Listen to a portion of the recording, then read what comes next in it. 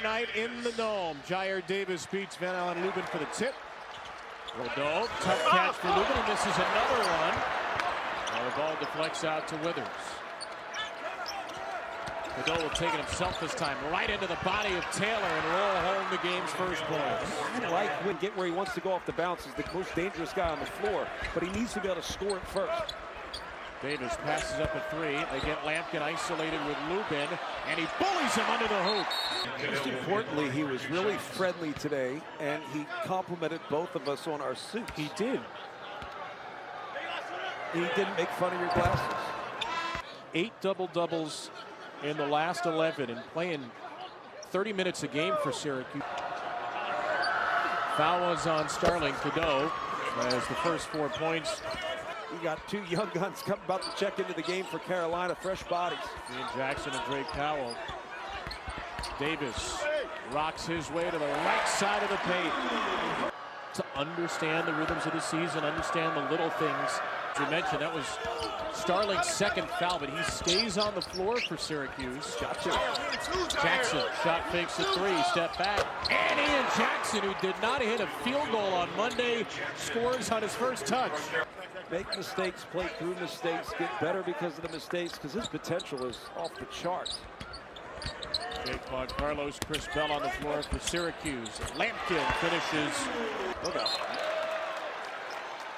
Cadeau's second turnover.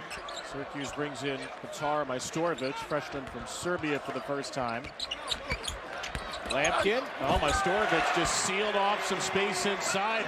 That was good stuff, though. They got a little offensive action, somewhat of a set against the zone, screen the side, draw one, and this is good stuff too. Jackson takes it away from Bell and finishes. And Jackson with 5 points early. Back-to-back games where he hadn't made a field goal before that, and Jackson flies in for the rebound here off the missed three. Pushes for Davis. Washington, a rare three-point try. He hits his second of the year. Wonder where will the scoring come from for this group? The lead score off the bench, Bell at 9.5. McLeod over Lubin, too strong. And McLeod gets it back. Majstorovic's little flip is in. And he's missed his first three. Good box out there by Majstorovic, too. I think the zone sucked the rhythm out of the game for Carolina. They haven't been able to press it. There you go. Inside Majstorovic again. Carlos with the find that it's a one-point game. Just get him involved in the action. Good things happen.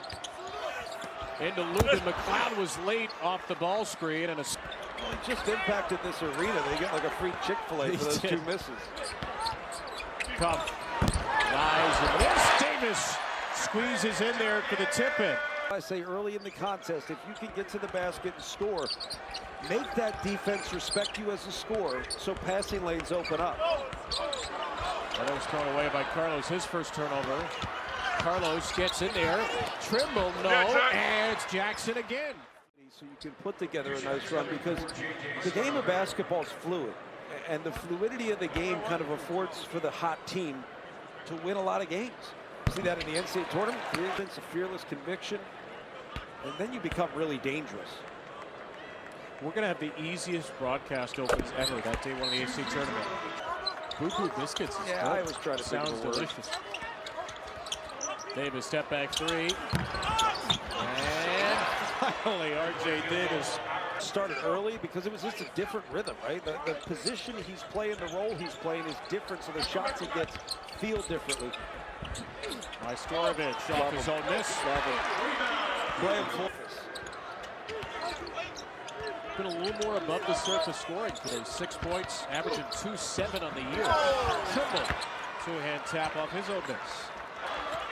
Dan, thank you. Welcome to Central New York, where North Carolina leads Syracuse by 8 minutes ago in the first half. That lead down to 5 in North Carolina, a team that struggled to shoot the three this year. They are 6 for 13, and Ian Jackson, a freshman, leading the way with 13 points. Here's Jackson again. Give him 16 and his fourth 3.5. And look, even if he's playing in the game, he's not the same guy when you have 2 fouls. He's not the same guy on defense because he can't touch anybody. He's not the same aggressive guy on offense because he has to be careful of charges. It's not the same player when you got fouls. Jackson, final shot of the half. not indicative of the way the rest of his half went. Right now, I was barely listening. Look, you've got to be aggressive getting back into this game, and that's certainly how you do it. But the key is, that's what Coach was talking about. We were talking right before the game. He said, we've got to get our defense set. We've got to see the basketball. A great way to get your defense set is to make a couple baskets. Adrian Autry said to us time and again, we've been in the fight. Get a stop. Trimble. They cannot. Nice, easy fake there. Starling didn't want to pick up his third. Yes, just like the game to be played. A little contact's okay. We got freedom of movement. I'm more about like freedom of contact. I'm all about freedom of movement. I got a bumper sticker that says freedom of movement. You can't see it in the snow on the back of the car. Davis with a three for Syracuse. In there with some late three-point shooting in the first half. Lucas Taylor hit a couple. He's got 8. He pulled the Archer out at one point, hit 2 in a row. He did. Withers. And Jalen Withers has tied a season high with 11. Starling, no. Lampkin, the ACC leader in offensive rebounds, throws it out to Taylor. Back into Lampkin. Double team. Works around it. Good for Eddie Lampkin. Kind of get a little lazy by not really keeping your urgency up, understanding what can hurt you the most. Teams in Carolina history, and if you're an optimist, you say they're due for nights like this with all that about the created, sustained rhythm we've had tonight. I think a lot of that came with Cadeau on the bench. Withers just fell asleep there. You had better spacing. They really need SMU to win tonight. That was a home win games in Charlotte. So it can be. You didn't win any of them. Like I want to know who you can beat, not just who you can be beaten by, or you're willing to play. Right? Smaller, you have to be committed to being small. You have to be able to create space when you're small. You got to make it your advantage. Lampkin taken away by Jackson instead of Rimrocker. Pretty well. If you as a driver make contact with somebody like Lampkin who went straight up, go up, use the body to protect the basketball and still finish with the right. Unless it was like a big Kareem skyhook, which was rare from you. Well, the other part of it, you see there's tape on the right to leak. I don't think people realize how fragile winning is. Every time I talk to a coach and mention that. The reality of how quickly things, not saying this would have been a tournament team, but just how a game or two changes the outlook of your group. Starling with a jumper, and here's Syracuse starting to find its outlook. Carolina having trouble probing here. Davis passes up a deep three, tries to create space. Jackson, Washington pushes it up to Davis, and that's the second time. And he'd fallen completely out of the rotation until the last 4 games. He's played 10 minutes a game, and they've been very valuable minutes. In that zone, I actually like the zone with McLeod on the floor. Starling got it. Starting to feel it. If only because they've got an opportunity to win games. And I wanted to ask you, at what point in the season do you start to see the postseason picture? It wasn't, genius work to say there's going to be an imbalance there this year. Have Carolina here, a 1-10 in quad 1. Do they realistically need to go postseason destroyer? Feels like that, but this Syracuse team, they found a little something. I think a lot of it. From McLeod. Davis snapped an 8-0 run. Best free throw shooter in North Carolina history. I like the lineup on the floor for Syracuse. I think it's a good offensive lineup. They got to capitalize on extension. And they did it. Yes. It was Lampkin, and Majstorovic set it up. In the corner of 3. It's good for Jackson. That's what I'm talking about. They work here. Got 3 for 4 tonight. Hit the front end of what was a 1-and-1. It was a non-shooting foul. I think this zone's been good. It's been disruptive. Withers gets the roll, and Powell inside. Withers again. Jalen Withers with the best performance of his season. We saw Super Flag do it here in the Dome about a week and a half ago, and he was pretty neutralized offensively, but still impacted the game in a lot of ways. Withers again. We know nothing.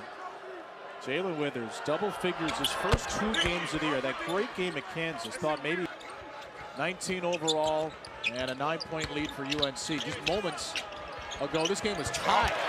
Lampkin continues to feast. He's got 20. He's too. Quite often, the tough pass out of a good trap is stolen, and those are the pick sixes that you look for. And that's a big foul. That's the 4th on Withers. Did you just see what he did with his eyes? Did he just go full Undertaker with his eyes? Sorry. Sometimes it just turns into a stream of consciousness. I didn't go to school for this, Kevin. Working hard. And he had limped off the floor after the under 8. He knocked knees with Withers. Now he steps up to guard Cadeau, trying to bend it in. Cadeau will shoot it instead, and cold off the bench delivers. Ends up as the 6th-team foul, so Carolina's in the bonus. Jackson trying to penetrate the zone again. I like where they're putting Cadeau, though. Playmaking position in the middle of the zone. He bounces to Davis, tries and fires 3rd three. Nice job by Carlos. That was smart, and the basket will count. Whoa. In history over UNC, go back to 1977 for that. I'm thinking more so in terms of a quality team that could win games in the postseason. 1-1. That's the first. I just want to see if Eddie Lampkin goes. It's an 8-point game with 3.5 to play. Syracuse has not made a sub in the last 4 minutes. Starling. Boy, what a tough shot that is. that's a... Starling, long steps, and Powell gets that out of here.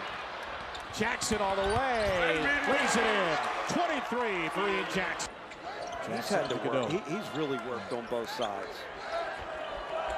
He has not had a lot of easy shots all season, and he's still scoring nearly 19 a game.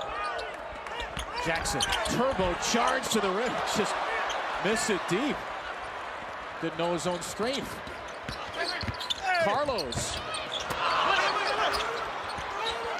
There's a right to an on-rushing Starling foul and scores!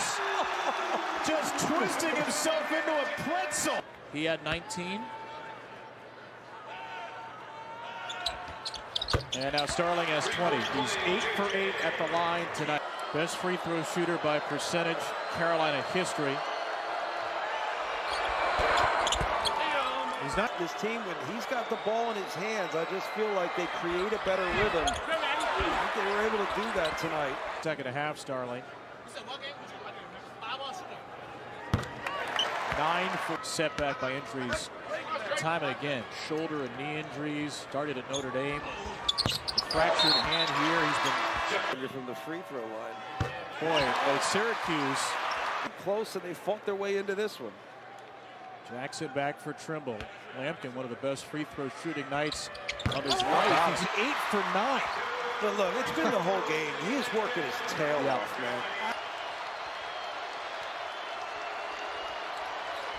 Cadeau, 15 to shoot, spins around Carlos. A big basket for Elliot Cadeau. About today. Little spurts, little bubbles of time that have taken their seasons off course, and Carolina hoping there's still a chance to get it back on. It's a 6-point game, and Hubert Davis will use his 3rd timeout. There are games out there that I've watched where it didn't look like Carolina truly competed. And there are games out there where it didn't look like Syracuse. Well, Starling will drive it, try to draw the foul, missed badly. Lampkin. Got to be a 3 now. Carlos around and out, and it's Syracuse ball with 12.4 to shoot. 5 threes on the year. Lampkin has an outlet there. I mean, Lampkin, all right, it's a 2, but it's still a 2-possession game. Now you have just 9.6 to go. Just about talent or ability. And in there to rebound.